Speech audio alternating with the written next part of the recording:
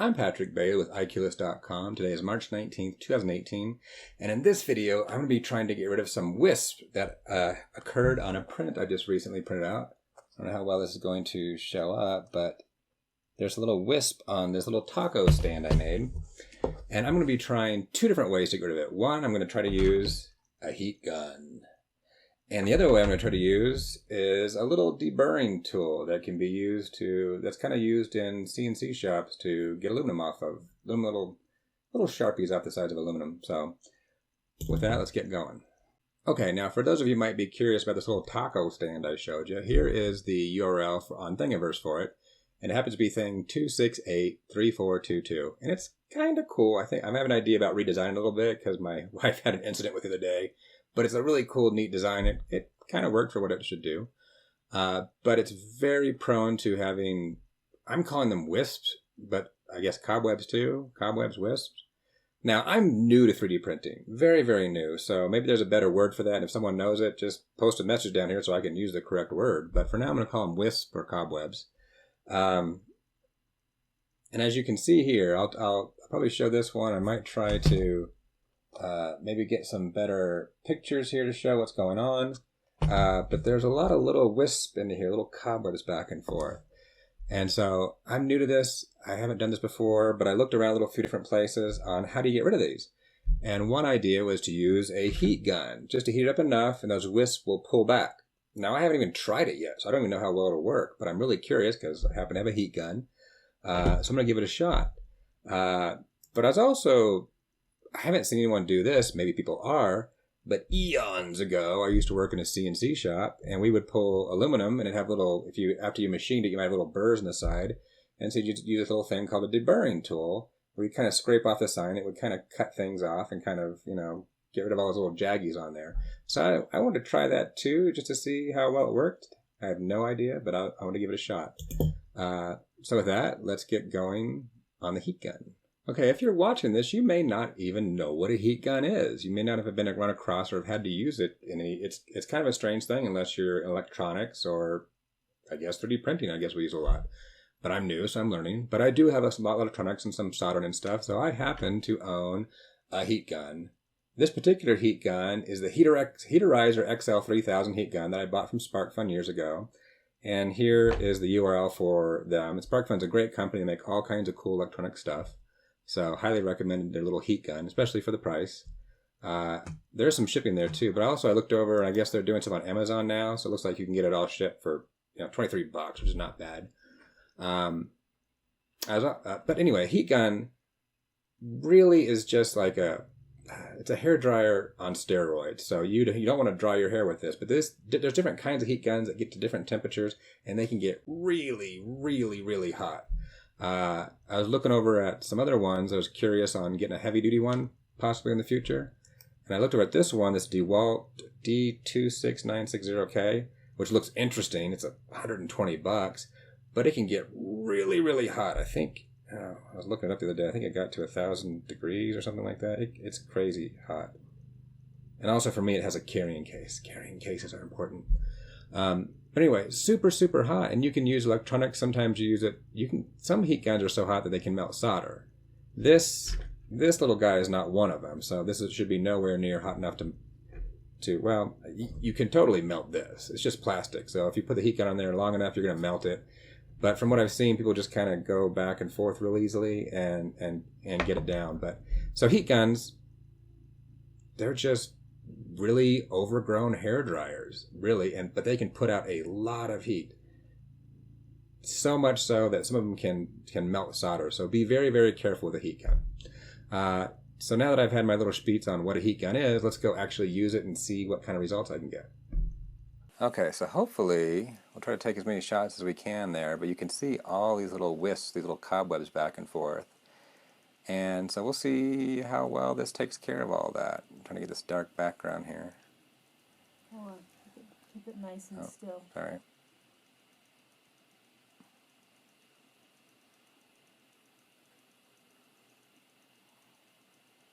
Lots of little wisps. So now I'll turn this on and get it pretty loud. Wait till it gets It gets hot really quickly. Oh, well, look at that.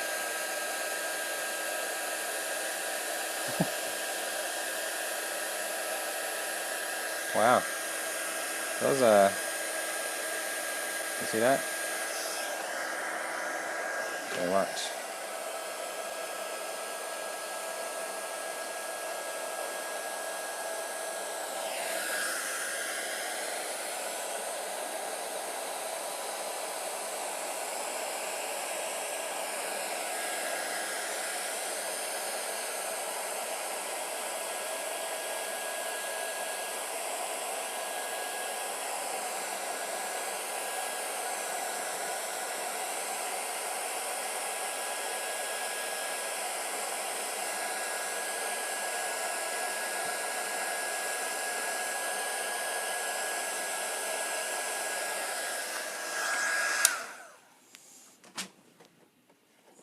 Wow. Well, that was very effective. I just took a couple of swipes at it, and that, wow, that got rid of the wisp. As a new person trying to do this, I've seen people do some videos. I'm like, oh, okay, whatever. You know what you're doing. You've done it a million times, but, oops. This is, I heated it up so much it's soft, so I can actually tweak it, which I don't want to do right now, but I'll let it cool down. But yeah, that did a real good job. I'm impressed with just a few little, okay. So I think after just doing that one little thing, I think a heat gun is essential to 3D printing. That's one of the tools you need. Okay, a deburring tool. Again, a lot of you may be unfamiliar with what a deburring tool is. So here's a URL for it that I bought it on Amazon for 15 bucks. I didn't get anything special. I just bought a deburring tool. There might be better quality out there. I just didn't happen to own one recently, so I just kind of picked one that looked good and bought it. It's been a long time since I've used one, but they're used in CNC shops. And so they're kind of, you'll see, they have this little curve to them, which is kind of nice. Let me see if I can show that properly. They have a little curve on the end, so you can actually pull and drag them. And they're really good on circles and different things. So I'm just going to look up some images here I looked up just on Google. And you can see how they put that in there, and then they can pull it around, and it kind of deburrs the whole thing when you're working with aluminum. And so the idea, there's a lot of ideas. And you can see it's kind of scraping that aluminum off, and kind of, rounding that edge really. So I was curious to see, knowing that from my old days at the CNC shop, how well is it going to work on plastic? It may be a horror show. It may not work at all. But I just wanted to give it a try to see what the results would be. But anyway, with that, let's go actually use the deburring tool and see what my results are. Okay, now on to the deburring tool. But I kind of wanted to show how you'd normally use it on aluminum. Now, it's been a while since I worked in a CNC shop or had to do this, so I might not have the best technique. But you can kind of use this. You would kind of scrape it along the edge of something. And so it kind of smoothed the edge out, and also if you have little spurs, it would get little spurs out. And so you can see this is actually cutting the aluminum. Or if you drilled a hole, like I drilled a hole this morning, sometimes you might have spurs sticking out that could kind of hurt you or someone could grab on. And so this is designed in such a way that you can kind of wrap around, and it, what's the right word, chamfers the edges. So it's going to, so you'll see, so now you're not going to get hurt so much. So now I got these little aluminum bits you have to clean up. But that's kind of how it works when you're using it with aluminum. So I was curious, how's it going to work on this? Now, after having done the heat gun, I think this might be a poor alternative, but I'll still give it a shot. It might still be useful in 3D printing, but the heat gun did so well. This seems like more of a manual process than what the heat gun was. But we'll give it a shot here. So I'll just start kind of going up and down edges carefully and see what I can do. Yeah, this is going to be a lot more work than the heat gun, but it might be an interesting might have interesting results. I think it's going to be better than sanding. Which I did try to sand one of these the other day, and it was just a pain in the butt.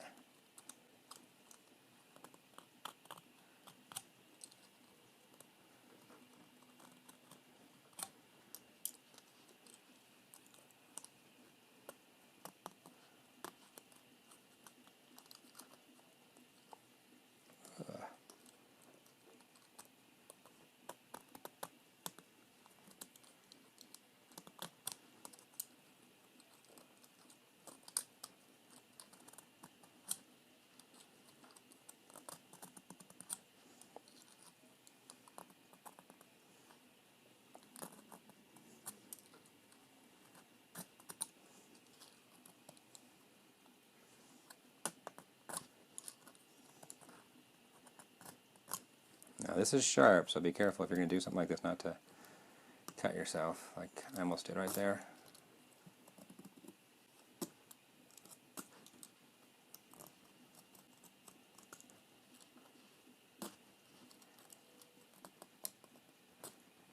Okay, that's one side. Let me get the other now on the same. Yeah, this is way more labor intensive. This might be better for helping smooth out supports that you take off. Yeah, more than the Wisps, right? I think you're right. I think this deburring tool might have its place. I don't know. Because I can see it's pulling, it's carving that plastic really well. And this is me having not used a deburring tool in a decade. So I don't have the correct muscle memory going on. But it is working.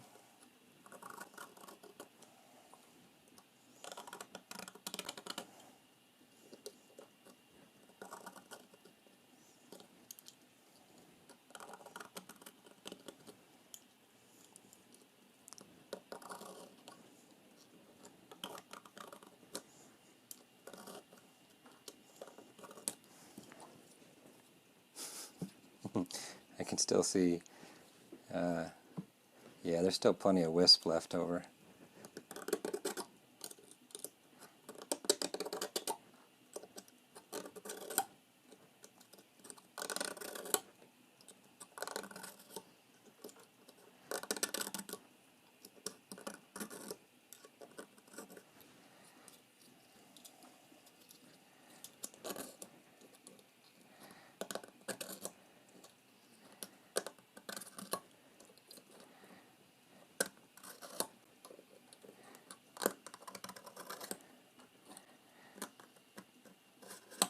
I like the way that the deburring tool cuts it. It feels nice, but I don't think it's doing as good a job as the Heatgun.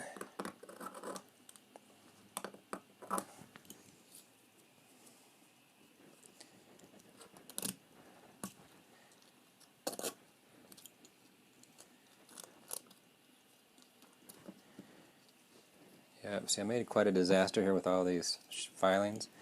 And I only did 1 out of 4 of those sides. See if I can show that. It's better, but I don't think it's as good as the other guy. So let me compare. So this is the Heatgun? Yeah, this is the Heatgun. I mean, it might be worthwhile to do a Heatgun and then scrape it afterwards, maybe. But I don't think you even need to do that. Okay. Heatgun wins. Okay, quick comparison of the two, and it may be hard to show on the video here. I kind of gave up using the deburring tool, so I did deburr both sides of the top. And it may or may not show up here really well, but there are still some wisp left behind. However, let me get something black behind it. There are still some wisp behind. It's better, but not complete, and it was a lot of work. Heatgun did a great job. Great job. So when it comes to something like this, I think the heat gun, for convenience and the end result, is way better than the deburring tool. But I like the feel of the deburring tool as I was cutting through that plastic. It kind of felt like, whittling. Like, when you have a pocket knife and you're whittling on a little old piece of wood, it had a good feel to it. So I have a feeling that I'm going to be using the deburring tool for something. I don't know what yet. I haven't done enough 3D printing. I'm still new to it. But it felt like it might have a place. It may even have just a place for doing exactly what we do with aluminum for just, smoothing off the edges or rounding out holes. I don't know. It felt right. It felt like there's something to it. But anyway, so hey, there you go. Heat gun wins, big time. Now with that, I kind of want to do a quick time-lapse video here, going over just because I did it, just to give you all the data on this actual print. So for this print, which happens to be thing 2683422, it took me 6 hours and 46 minutes to print. It used 5.6 cents worth of electricity. It also used 7.67 meters of filament, which comes out to about 46 cents worth of filament. And I'm using for electricity and for filament. For electricity, I'm using 10 cents per kilowatt. For filament, I'm assuming a 1 kilogram roll costs $20, and that 1 kilogram roll has 333 meters to it. So all said and done, this print comes out to 51 cents. So pretty cool. And just for those people who are like me, who like to watch 3D print time-lapse videos, at the end of this video, I'll put a longer time-lapse just to throw on the end of it, because it's kind of fun watching time-lapse videos. Okay, with that, we're done, and the heat gun won.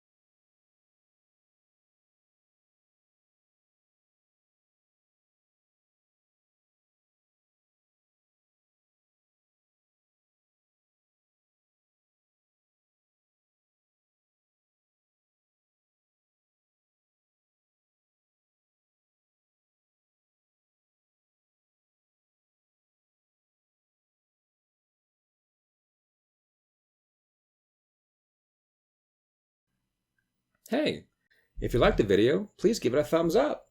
If you didn't, hey, give it a thumbs down. Also, if you like what we were doing here, subscribe to the channel by clicking the subscribe button. And lastly, have a piece of info to share? Just post a comment.